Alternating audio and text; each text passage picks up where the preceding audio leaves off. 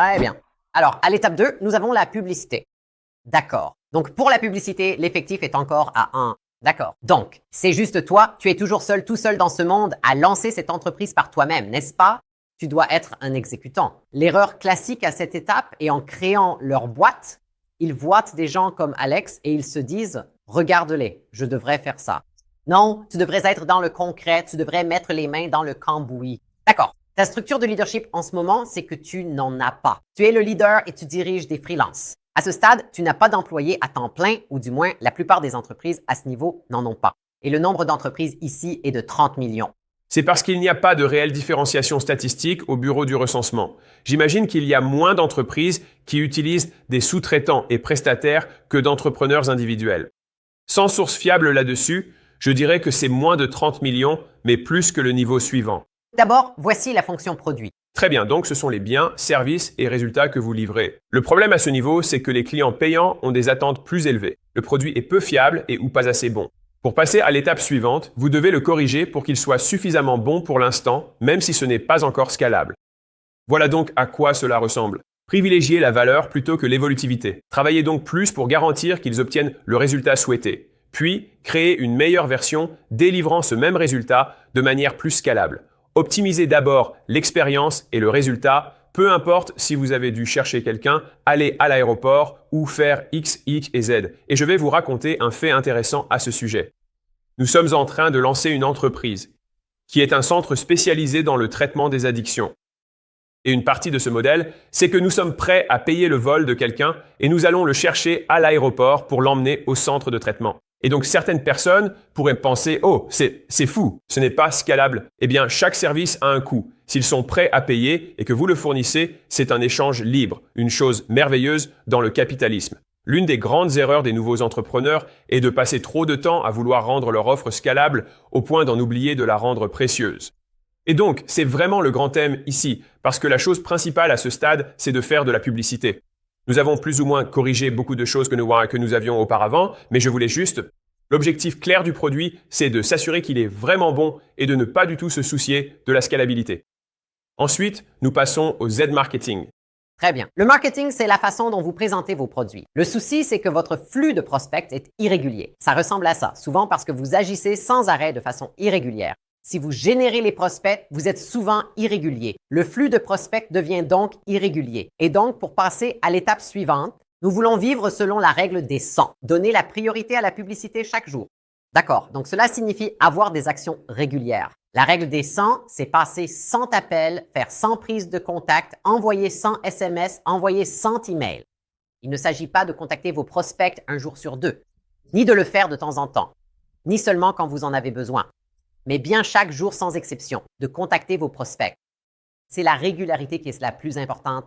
L'erreur que font la plupart des gens est d'arrêter la publicité une fois assez de clients acquis. Très vite, quand vous n'en aurez plus, vous regretterez ce manque de constance. Même avec un surplus de prospects, cela créera de bons problèmes pour vous plus tard. Vous pourrez alors décider quoi en faire. L'important est d'être régulier dans la génération de prospects. Ainsi, quand vous pouvez en accueillir plus, vous avez déjà des prospects prêts à acheter. C'est le Core 4. Les 4 façons de contacter des gens. Il y a la prospection chaude dont je parlais à l'instant. C'est la méthode la plus courante. Mais il existe 3 autres manières d'appliquer la règle des 100, comme la prospection à froid. Ça veut dire que ces personnes ne savent pas qui je suis et je vais les contacter. Il peut s'agir de profils LinkedIn via des filtres ou de ceux qui suivent vos amis sur Instagram. Cela peut être des amis d'amis sur Facebook. Ce sont des inconnus ou simplement une liste achetée.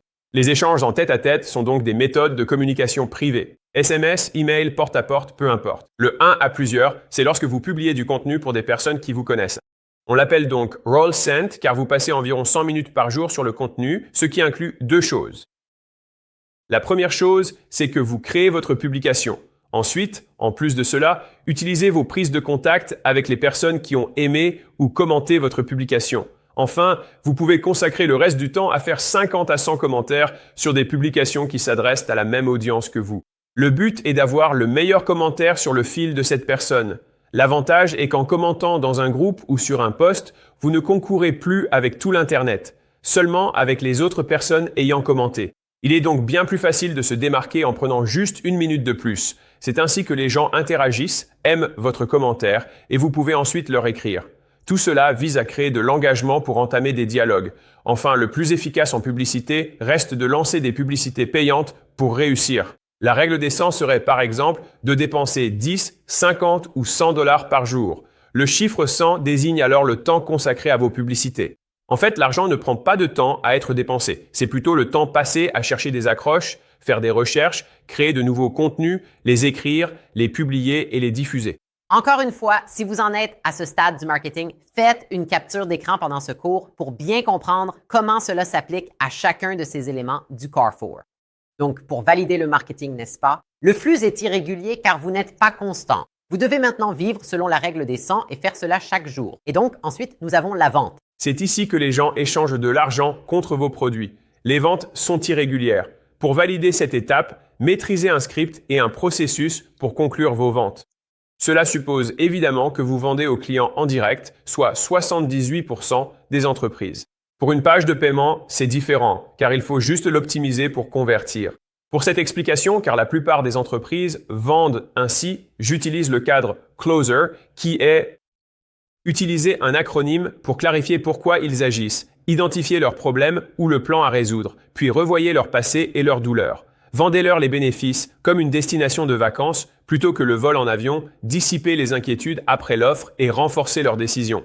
Fondamentalement, l'image mentale est simple. Où en êtes-vous? Où voulez-vous aller? Et qu'est-ce qui vous empêche d'y arriver?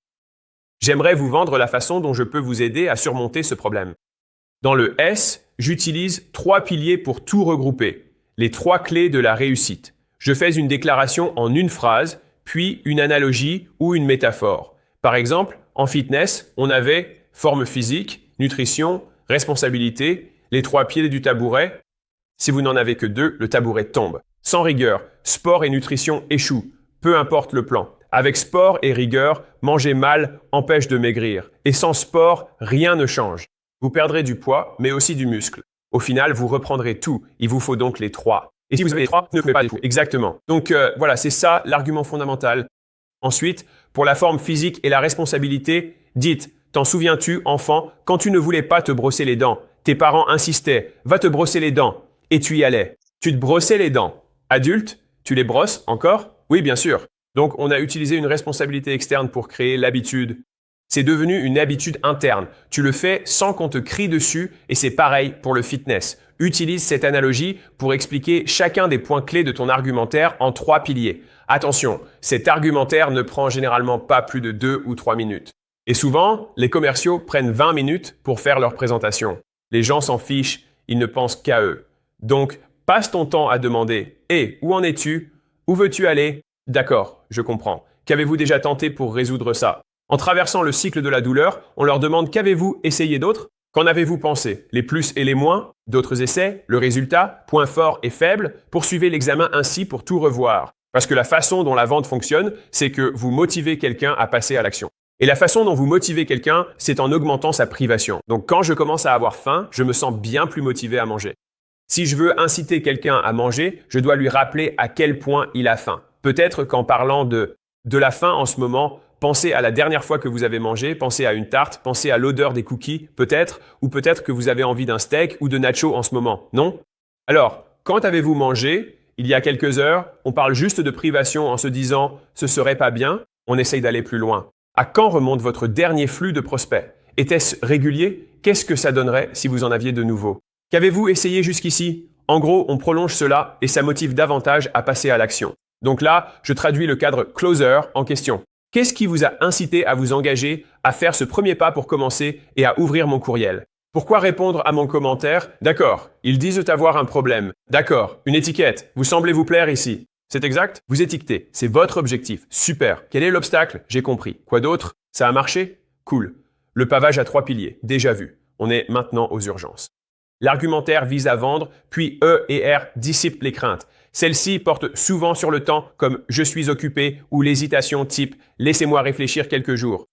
L'argent, c'est trop cher. Les préférences ne me disent rien, mais je préfère obtenir vos résultats à ma façon. Le dernier point devrait être le décideur, ce qui signifie qu'il confie la décision à quelqu'un d'autre. Cela devrait montrer l'autorité. C'est ma faute. Ce sont donc ces éléments que vous devez surmonter pour amener quelqu'un à décider aujourd'hui. Enfin, le R est ce sur quoi vous voulez les convaincre.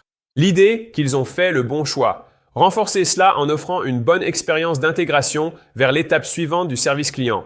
Si vous organisez une vente en 2 étapes, je vais vous donner quelques tactiques. C'est le cadre AAA.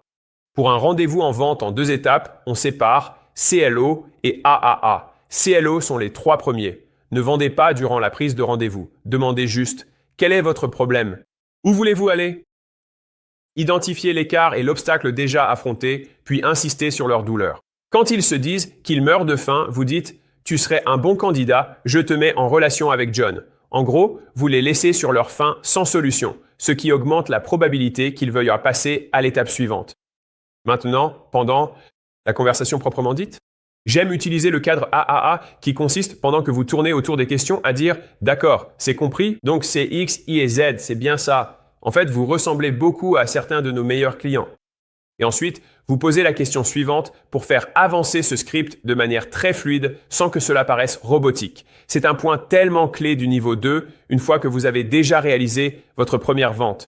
Il faut rendre le processus de vente cohérent en le formalisant avec un script de rendez-vous et de conclusion. Si vous débutez et voulez apprendre les bases de la publicité, regardez ceci. Très vite, votre email. Je vais vous envoyer $1000 de cadeaux directement dans votre boîte de réception via les jeux Skool. Je vous aiderai à bâtir une communauté et à la monétiser sur Skool. Cette formation vaut normalement 1000, 5000, voire $10 000 et elle vous est offerte gratuitement. Je fais tout cela parce que je viens de devenir copropriétaire de Skool. Et pour commémorer cela, je voulais faire l'offre la plus folle de tous les temps. Cliquez sur le lien et on se retrouve là-bas. Passons maintenant au service client. L'objectif principal est de fidéliser, d'obtenir des avis et de nouveaux achats. Ici, la contrainte est que les clients payants sont plus exigeants et se plaignent beaucoup plus souvent que les clients gratuits que vous aviez auparavant, n'est-ce pas? Donc, pour passer ce niveau, nous devons mettre au point un script de service client afin de gérer les clients mécontents et recueillir des témoignages de clients satisfaits. Ce sont là 2 responsabilités du service client. Voyons maintenant la première. Nous allons élaborer un script pour gérer les clients mécontents et cela consiste à apprendre la méthode du bateau en colère. Laissez-moi vous raconter une petite histoire. C'est quand un client vient vous voir en étant extrêmement mécontent de quelque chose, n'est-ce pas? En réalité, vous deviendrez encore plus énervé que cette personne car il ne peut y avoir qu'une seule personne en colère dans le bateau. En voici un exemple. Disons que j'ai un client qui s'est inscrit à un atelier que nous organisons. Et ils sont extrêmement contrariés parce qu'ils se rendent compte tout à coup qu'ils se sont inscrits à une date qui ne leur convient pas, mais c'était la seule que nous proposions. Et ils se disent « Qu'est-ce que je vais faire? Je ne peux pas revenir avant 6 mois. » Quand mon représentant les appelle et qu'elle dit « Je ne peux pas revenir avant 6 mois. » Mon représentant décroche et dit « C'est incroyable. C'est inacceptable. Incroyable que vous deviez attendre 6 mois. C'est vraiment contrariant et je vais devoir faire quelque chose. » Et ce que vous allez remarquer, c'est qu'une seule personne peut être en colère à la fois. Alors ce client se dit soudain « Oh mince, ils sont contrariés. » Et il va commencer à se calmer. Parce qu'une seule personne, celle qui est la plus contrariée, sera celle qui occupe la place dans le bateau de la colère. Et vous verrez que l'autre personne va se mettre à pleurer et presque revenir sur ce qu'elle disait. Et ce client se dit « Oh mon Dieu, non, il faut virer quelqu'un. » Faire quoi? Non, ne faites rien de tout cela. Ce n'est pas si grave. Bon sang.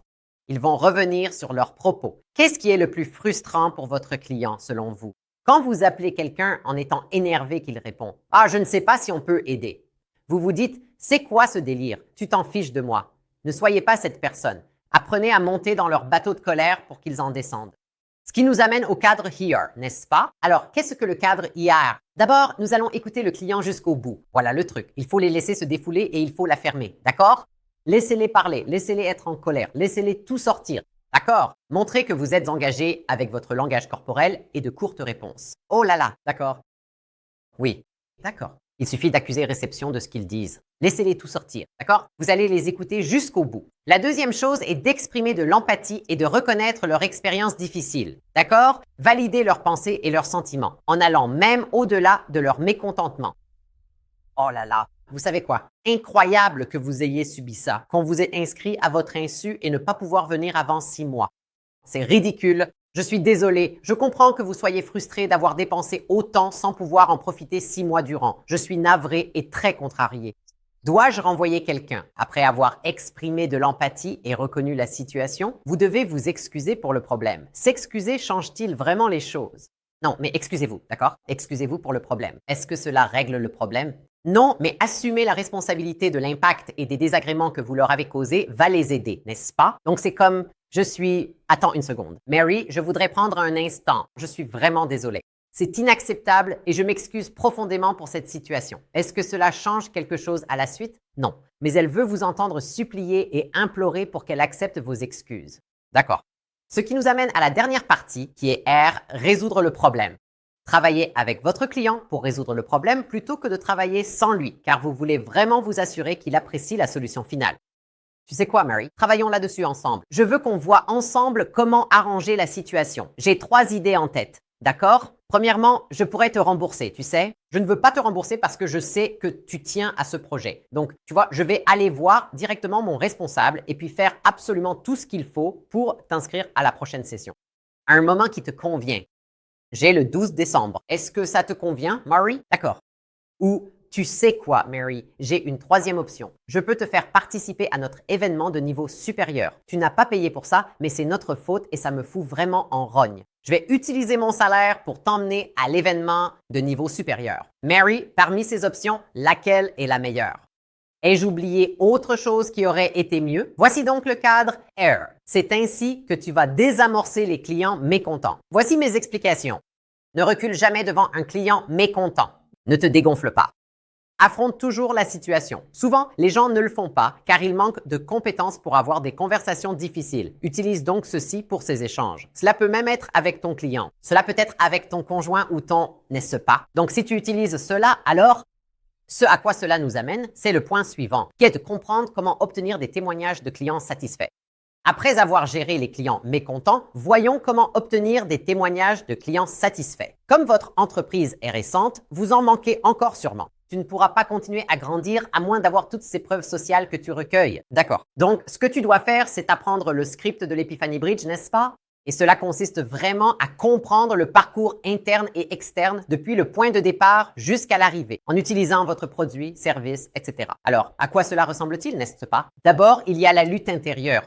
À quoi ressemblait le fond du gouffre? Qu'est-ce que tu faisais avant ça? Qu'avais-tu fait? Que devais-tu faire et que tu détestais? Que voulais-tu faire mais que tu ne pouvais pas? Donc, si quelqu'un perd du poids, c'est quel effet ça faisait? Ne pas pouvoir porter de bikini à la plage? Raconte-moi ce que tu ressentais quand tu ne pouvais même plus te regarder dans le miroir. Tu repenses à comment c'était avant et puis pour la lutte extérieure, quels étaient tes indicateurs objectifs? Je pesais 113 kilos, tu vois? Je mangeais 3000 calories par jour. J'avais un tour de taille de 45, tu vois? Ce sont tous les indicateurs objectifs. On a ce que l'on ressent intérieurement et à l'extérieur, quelles mesures montrent où quelqu'un en était.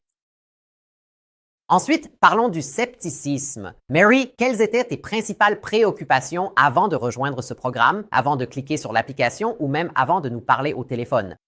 Les clients s'identifient à la douleur qu'un autre client a ressentie avant de travailler avec vous, d'acheter votre produit ou votre service, n'est-ce pas? Car on s'identifie plus à la douleur qu'à la solution. Parce que les personnes qui regardent ou lisent le témoignage n'ont pas encore la solution. Donc, il faut vraiment creuser. À quoi était-il sceptique? Où était la douleur? La prochaine question, c'est qu'est-ce qui t'a poussé à le faire malgré tout? Pourquoi est-ce que tu fais ce choix, Mary? Pourquoi t'inscrire à mon programme alors qu'il y a tant d'autres options? Pourquoi ce changement? Qu'est-ce qui t'a fait agir? Qu'est-ce qui t'a poussé à payer et à prendre ce risque? Tu pourrais demander pourquoi nous? Pourquoi maintenant? Ou pourquoi nous? Pourquoi à ce moment-là? Cela peut les aider à cibler ce qui, dans votre offre unique, les a poussés à prendre cette décision. C'était vraiment essentiel pour eux. Exactement.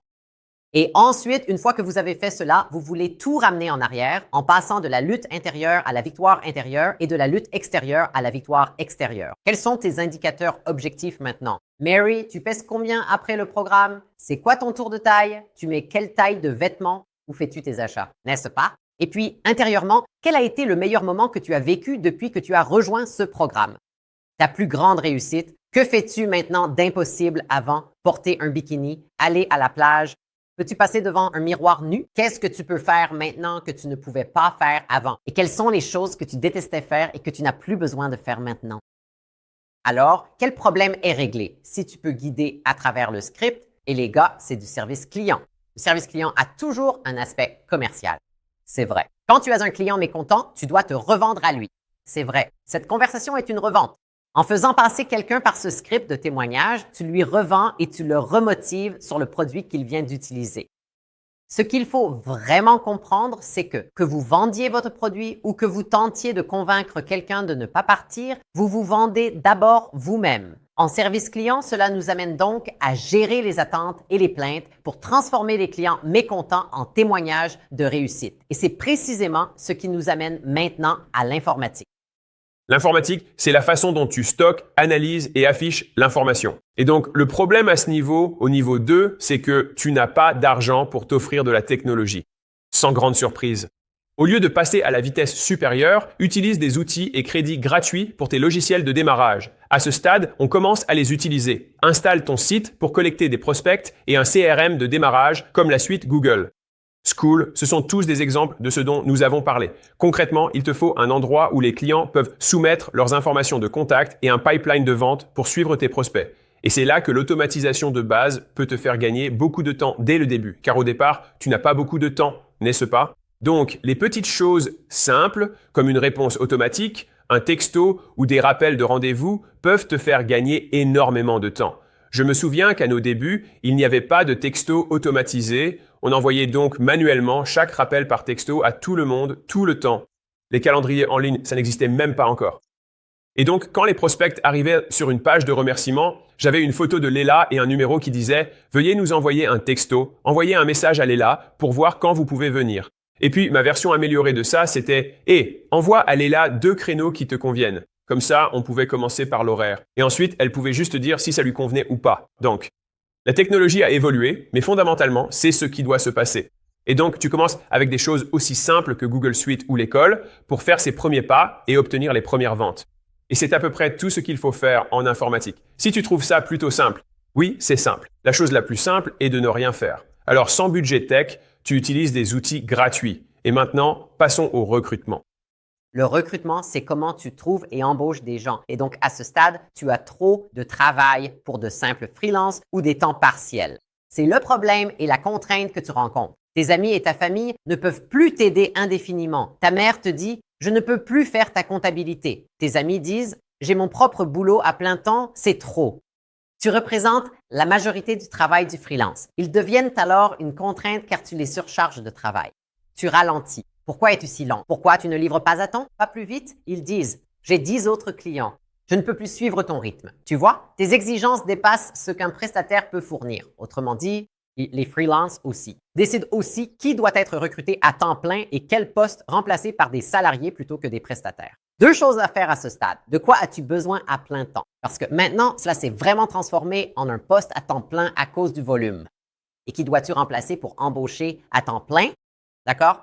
Donc, pour passer à l'étape suivante, tu dois transformer les employés à temps partiel en employés à temps plein et publier des annonces ou diffuser des publicités sur les sites d'emploi pour recruter des employés à temps plein.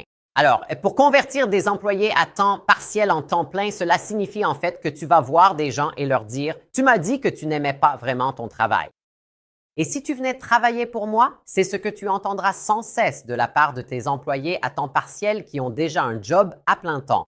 C'est quelque chose que nous expliquons tout le temps aux entreprises. Vous leur faites simplement une proposition, n'est-ce pas? Pouvez-vous faire passer les employés du temps partiel au temps plein? C'est exactement ça. Certains vont dire « Oh non, tu ne pourras jamais me payer autant. » Certains diront « Je n'aime plus mon job, je me lance ici. » Ça pourrait devenir grand. Exactement. Pour ceux qui refusent et ratent la chance de leur vie. Nous voulons voir comment nous pouvons recruter des gens. Exactement. Et je vous suggérerais de faire cela. Commencez par des plateformes de recrutement basiques comme Indeed ou LinkedIn. Exactement. Les 2 disposent de viviers de candidats internes. Et vous pouvez aussi publier sur vos réseaux sociaux, n'est-ce pas? Donc, si vous ne l'avez jamais fait auparavant, ce sont les 2 choses que je ferai. La première est un exemple de publication que j'ai déjà posté. Je continue d'ailleurs à le faire, n'est-ce pas? Et en fait, c'est encore mieux maintenant que j'ai une audience plus large. J'ai publié sur LinkedIn, je cherche un Customer Success Manager. Voici notre score actuel. Postulez ici ou partagez. Copiez ma publication et postez-la sur vos réseaux. C'est un bon moyen d'attirer des gens pour des postes à temps plein. Alors, même si vous débutez modestement, voici mon conseil. Pour ma première assistante, j'ai en fait simplement publié sur mon Facebook.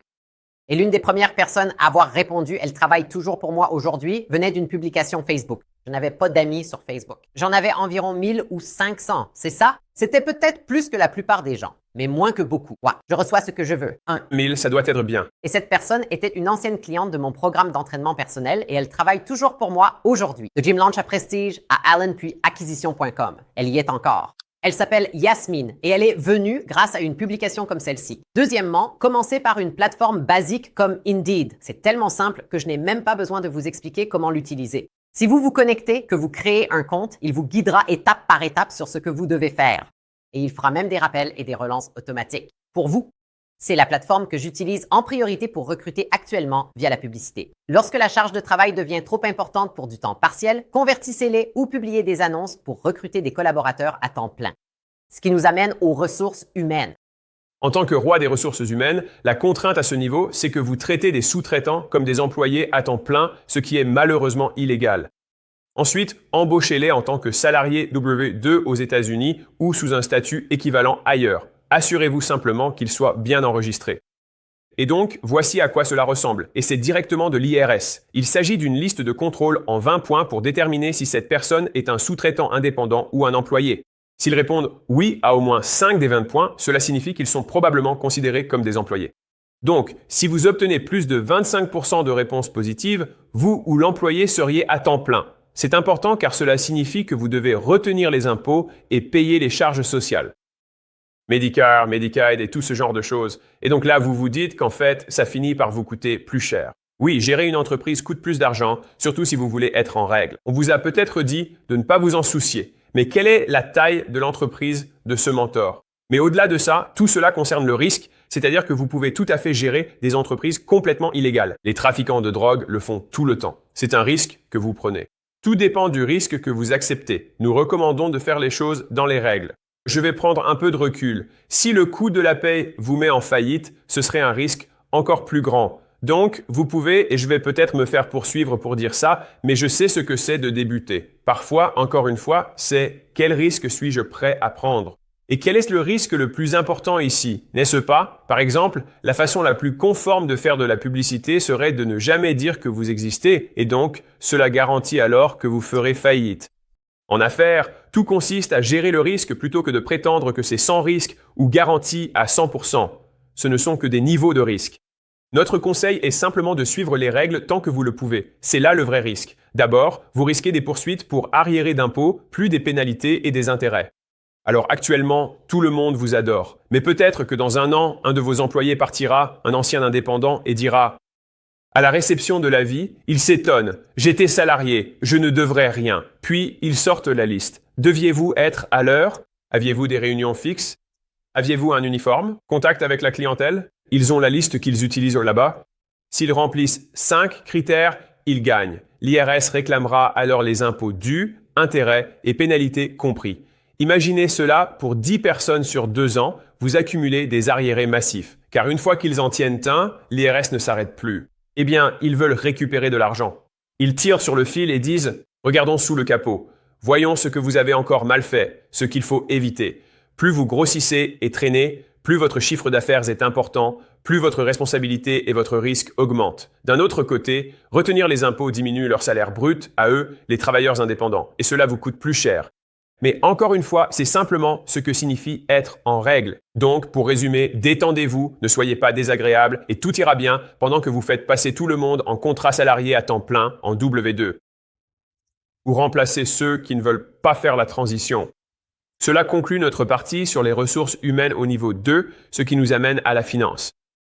Très bien. Donc, la finance, c'est la façon dont vous déclarez et gérez votre argent. Et donc, à cette étape, le problème, c'est que vous ne suivez pas votre argent ou que vous n'avez pas de moyens de payer vos impôts. Ce qui est un souci, n'est-ce pas? Pour la suite, mettez en place QuickBooks ou un équivalent. Économisez pour les impôts et vérifiez votre compte bancaire quotidiennement. Voilà ce qu'il faut faire. Les nouveaux entrepreneurs oublient souvent qu'ils paieront des impôts. Surpris par une grosse facture fiscale, ils se disent « Oh non, je ne comprends pas. Comment suis-je censé payer ces impôts? » Oui, en fait, vous êtes censé économiser pour cela chaque trimestre, n'est-ce pas? Donc, la meilleure chose à faire en tant qu'entreprise, surtout si vous dépensez ce qu'il y a sur votre compte bancaire, c'est de payer vos impôts trimestriellement, d'accord? Cela vous apprend aussi la discipline financière. Pour ce faire, la seule mise en garde est qu'il vous faut un expert comptable fiable. Tant de gens viennent nous voir disant « Mon comptable a dit que je pouvais payer pour… » La garde-robe de ma femme et la mienne? Les gars, si ça a l'air illégal et risqué, ne le faites pas, parce que la tranquillité d'esprit n'en vaut pas la peine. Et aussi, si vous essayez de construire quelque chose de légitime, agissez de manière légitime. Ne payez pas la coupe de poil de votre fichu chien avec le compte bancaire de votre entreprise. Ne déduisez pas vos vacances en frais pro pour un seul travail sur place. Des vacances avec un appel pro d'1 heure un jour, respectez les règles à la lettre. Et c'est quelque chose sur lequel nous avons toujours été très fermes, pour notre propre tranquillité d'esprit. Alors, voilà le truc. Ce que vous devez faire, c'est trouver un bon expert comptable pour savoir combien d'argent vous devez mettre de côté pour vos impôts trimestriels. Vous pourriez payer en fin d'année, mais pour les nouveaux entrepreneurs sans grande discipline financière ni comptable, il est plus logique de les payer trimestriellement pour éviter de dépenser l'argent que vous devrez verser plus tard à l'IRS. D'accord. La deuxième chose à faire, c'est de développer une habitude personnelle. Actuellement, sans compte de profit et perte, personne ne vous dit combien vous avez, mais vous avez un compte bancaire. En le vérifiant quotidiennement, vous comprendrez le flux d'argent et ressentirez chaque dépense qui l'affecte. Vous serez donc plus discipliné financièrement. C'est comme pour perdre du poids. Pesez-vous chaque matin. Vous montez sur la balance et vous vous dites que vous progressez. J'ai vraiment bien mangé ce froyo hier soir très tard. J'ai grossi à cause de ça, je me sens nul, je n'aurais pas dû tant manger aujourd'hui. Idem pour votre compte. En le vérifiant, vous vous direz « Pourquoi cet écran alors que le mien marchait? Je n'ai même pas tant d'argent. Je ne referai plus ça. » Vous voulez des boucles de rétroaction rapides parce qu'à ce stade de votre entreprise, mieux vaut avoir des retours rapides que des retours précis, exacts et organisés. Vous avez juste besoin de garder un œil sur ce qui se passe. Et donc voilà, c'est tout pour valider la finance. Vous ne suivez pas l'argent ni n'avez de moyens de payer vos impôts. Vous commencez à suivre l'argent avec un outil comme QuickBooks ou un équivalent. Épargnez pour les impôts avec un expert et suivez votre compte chaque jour. Ce qui nous amène au résultat final, n'est-ce pas? La contrainte, c'est que les nouveaux clients étaient irréguliers. Et pour passer à l'étape suivante, vous devez faire connaître vos produits à plus de monde. C'est tout au final. Si vous débutez tout juste, c'est notre dernière étape sans employés. Passons maintenant à la suite. On aura nos 4 premiers employés, notre première équipe complète. Si vous n'en êtes pas là et vous vous dites « je ne sais pas quel business lancer », Skool aide les gens à démarrer leur première entreprise en ligne. C'est l'un des business les moins chers à lancer. Le feedback est très rapide et tout est en ligne. Vous pouvez aller partout dans le monde, un vrai avantage. Actuellement, beaucoup créent leur communauté payante sur Skool, gagner de l'argent. Fiers de ce chiffre, nous permettons de commencer gratuitement. Cliquez ci-dessous pour commencer dès maintenant. Nous avons des tonnes de formations approfondies à l'intérieur pour que vous puissiez découvrir étape par étape exactement ce que vous devez faire. Quel est le meilleur modèle? Quel est le meilleur tarif? Tout cela. Je prends un appel chaque semaine là-bas pour répondre en temps réel. Si certains des sujets abordés semblent basiques au niveau de votre entreprise, c'est tout à fait exprès, car cela vise les petits entrepreneurs et nous allons donc continuer jusqu'à atteindre 500 employés. Donc, par exemple, nous avons Rube. Pour accéder directement aux vidéos qui vous concernent, obtenez votre feuille de route pour atteindre les 100 millions de dollars. Ce système couvre chaque département en détail. Disons, par exemple, que vous avez 30 employés. Vous voulez sans doute savoir comment passer à 50 puis à 100, n'est-ce pas? Et donc, comme je l'ai dit, nous avons en fait tout détaillé avec plus de précision, décomposé par département, avant et après chaque transition. Donc, si c'est basique, tant mieux. On va donc plus loin en le personnalisant pour vous. En attendant, on verra tout le processus de A à Z, du premier au dernier employé. Très bien. Ceci dit, on se retrouve dans la prochaine partie qui est Stabilisé. 1 à 4 employés. À tout de suite.